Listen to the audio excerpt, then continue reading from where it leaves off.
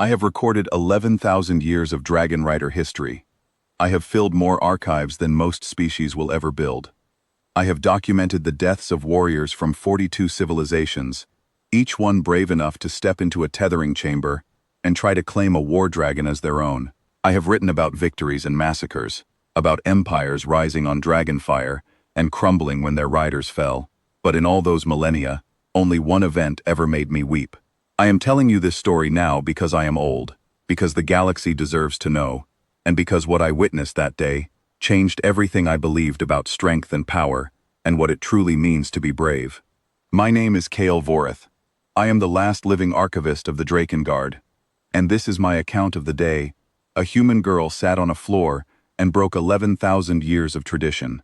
Let me begin with the dragons. They are called Vethari, though most species simply call them war dragons. They are not animals. I need you to understand that clearly before I go any further. The Vethari were engineered long ago by the Orhani Dominion, a civilization that has been dust for longer than most current empires have existed. The Orhani built the Vethari to be weapons, living weapons. Each one is roughly the size of a Corvette-class warship. Their scales are sheets of living metal that repair themselves. Their breath is superheated plasma that can melt through starship hulls. And buried inside that furnace of a body is a mind. Not a great mind, not a philosopher's mind, but a mind nonetheless. Aware, angry, trapped. The only way to use a Vethari in battle is through a process we call the tethering. A rider enters the chamber with the dragon and forces a psychic link between their mind and the creatures. If the rider's will is strong enough, the dragon submits, and the two become a single fighting unit. The most devastating weapon the galaxy has ever produced. Entire wars have been decided by a single bonded pair. But the dragons do not want to be bonded. They fight it, every single time. The tethering is not a ceremony. It is a war inside the skull. A collision of two minds where only one walks away in control. And the Vethari are very, very good at winning that war. Across 11,000 years and 42 species, the fatality rate of the tethering ritual is 73%. That means roughly 3 out of every 4 riders who enter that chamber die. Skulls crushed, bodies burned to nothing, spines snapped by a single lash of the tail. The 27% who survive become legends. The rest become statistics in my archive. Every empire wants bonded dragons. Every empire feeds its bravest warriors into the furnace to get them. That is the cost. And the galaxy has always been willing to pay it. But there is a category worse than the 73%. Some dragons, roughly 1 in every 100, are classified as unbondable. These are not dragons that sometimes kill their riders. These are dragons that always kill their riders. Every single one. Not out of panic or confusion, but out of something I can only describe as pure, absolute refusal. An unbondable has never been successfully tethered. Not once, in 11,000 years, by any species. Our protocol for unbondables is simple and final. We terminate them. There is nothing else to be done. When this story begins, the most infamous unbondable in our custody was a dragon-designated sovereign Nungs. She was enormous, even by Vethari standards. Her scales were matte black, so dark they seemed to swallow light rather than reflect it. Her eyes burned a low, steady amber, and they watched everything with an intelligence that made seasoned commanders uncomfortable. In 40 years of captivity, Sovereign Nungs had killed 214 riders. She had killed Torvasian berserkers, 7 feet tall and armored in bone. She had killed Namari psychic elites, the most powerful telepaths in the known galaxy. She had killed Drell heavy worlders, whose bodies were built to survive crushing gravity. She killed them all. Calmly, efficiently, without hesitation. She was scheduled for termination in 3 days when the humans arrived. I should tell you about humans. They had been part of the galactic community for perhaps 2 centuries at that point, which made them very young by interstellar standards. They were not particularly impressive on paper, not the strongest species, not the fastest, not the most psychically gifted. In fact, their psychic ability was so average it barely registered on our instruments. Their reputation was, frankly, confusing. They formed emotional attachments to animals and kept them in their homes for companionship, which most species found somewhere between amusing and disturbing. They named their vehicles. They talked to plants. They had an unsettling habit of treating non-sapient things as though they had feelings. The drakenguard had never invited humans to attempt tethering. There was no point. Their psychic capacity was too low to force dominance over a Vithari mind. They would simply die, and we had enough death in our records already. So when a human diplomatic envoy arrived at our orbital fortress and requested participation in the dragon bonding program, we were polite. We explained the statistics. We showed them the footage. We expected them to withdraw. They did not withdraw. Instead, they asked a question that no species had ever asked in 11,000 years of the program's existence. Can we meet the dragons first, before the ritual? I remember the silence in the briefing room. Meet them, as though one arranges a social introduction with a war engine. But the request was harmless, so we granted it. The human envoy included several diplomats and military officers, but the individual they put forward as their candidate was not military at all. She was a young woman, perhaps 22 years old by their counting. Her name was Lina Vasquez. She had no psychic training, no combat experience, no neural augmentation of any kind. When I reviewed her file, I found that she was a veterinary student and horse trainer from a rural region on Earth. I asked the human ambassador why they had selected her. He looked at me with an expression I did not fully understand at the time, and said, "She is good with animals." I will admit that I was offended. War dragons are not animals. I escorted Lina to the dragon hold personally. It is a massive structure, a cathedral of reinforced alloys and containment fields built into the spine of our orbital fortress. Dozens of dragons are held there, each in an individual cell behind layers of shielding. The atmosphere in the hold is heat and noise and rage. The dragons scream. They throw themselves against their barriers. They burn the walls of their cells until the metal glows. I have walked that corridor 1,000 times across my career, and it still raises the quills on my neck. Lina was quiet. She walked slowly. She stopped at cells and watched the dragons. I noticed something strange about the way she observed them. She was not looking at their claws, or their armor plating, or their furnace throats. She was looking at their eyes, and she asked me questions I had never been asked before. "Do they ever get to go outside?" she said. "Do they ever see each other? What do they do all day when nobody is trying to ride them?" I did not have answers. In 11,000 years of the Drakenguard, no one had ever thought to ask. We reached Sovereign Ninx's cell. It was the largest containment unit in the hold, triple shielded, its walls marked with tally lines and species flags representing every rider she had destroyed, a warning to anyone who approached. Inside, Sovereign Ninx sat perfectly still. Every other dragon in the hold was screaming. She was silent. Her amber eyes tracked us as we stopped at the observation barrier, and I found her silence far worse than any roar. Lina stood there for a long time, just watching. Then she asked when Sovereign Ninx was scheduled for termination. I told her, 3 days. She nodded slowly and said, "I want to bond with her." The protests were immediate and furious. Senior commanders argued against it. I argued against it. Sovereign Ninx had killed 214 riders from 6 species, warriors who were stronger, faster, and more psychically powerful than this small human girl would ever be. Attempting tethering with Sovereign Ninx was not bravery. It was a complicated method of ending one's own life. Lina listened to every argument. Then she said, "I would like to try." The tethering chamber is a reinforced arena deep inside the station. Observation galleries ring the upper level, and I stood there alongside senior commanders and the human envoy, gripping the railing so tightly my joints ached. Emergency kill teams were stationed at every entrance with plasma lances. If the dragon attacked, they were supposed to fire. I had reviewed enough records to know that kill teams had never saved a rider in time.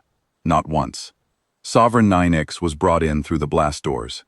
She entered slowly, her claws clicking on the deck plating, and surveyed the chamber with a contempt that was almost regal. She had been here before. She knew exactly what happened next. She coiled her body, and her posture was unmistakable to anyone who had studied dragon behavior. She was ready to kill whoever walked through that door. The door opened, and Lina walked in. Standard tethering protocol requires the rider to wear neural amplification gear and carry a psychic lance, tools designed to force the mental connection. Lina wore none of it. She had refused every piece of equipment we offered. She walked into the arena in her normal clothes, carrying nothing. Absolutely nothing. The gallery went silent. I felt my hearts hammering against my ribs. She walked toward Sovereign Knight Sinks, not charging, not posturing, not projecting any kind of psychic pressure. She just walked, slowly, steadily, as though she were crossing a meadow on her home planet, rather than approaching a creature that had killed more warriors than most armies. Sovereign Shynek's head lowered. The glow in her throat intensified, the furnace building toward a plasma blast that would reduce Lena to a shadow on the deck. Every observer in the gallery expected the kill. My hand hovered over the emergency abort. Lena stopped about 10 meters away, close enough that the dragon could end her 6 different ways before any of us could react. And then she did something that no rider, in 11,000 years, had ever done. She sat down on the floor. She made herself small. She lowered her gaze. Not in submission, not in defeat, in patience. The way you might sit near a frightened creature and simply wait for it to understand that you mean no harm. Then she spoke. One sentence. My universal translator rendered the words into my language, and when I heard them, I felt something crack open inside my chest because I understood, in that single moment, everything the galaxy had done wrong for 11 millennia. She said, "I am not here to control you. I just thought you might be lonely." The silence that followed was the longest I have ever experienced. Every previous attempt with Sovereign Nyx had lasted between 4 and 90 seconds before the rider died. Lena sat on that floor for 1 minute, 2 minutes, 5. Sovereign Nyx had not moved. The glow in her throat dimmed. Her head tilted to one side, a motion I had never seen a war dragon make. It was not aggression. It was not threat display. It was not any behavior catalogued in the Drakenguard Codex. It was curiosity. At the 7-minute mark, Sovereign Nyx moved. She unfolded her massive body and crossed the arena floor. Every kill team raised their weapons. I nearly triggered the abort. The human ambassador caught my arm and said, quietly, "Wait." Sovereign Nyx lowered her head until it was level with Lena. Her breath, hot enough to soften steel, washed over the girl in visible waves of heat distortion. Lena did not flinch. She raised one hand, slowly, and placed it on the dragon's snout.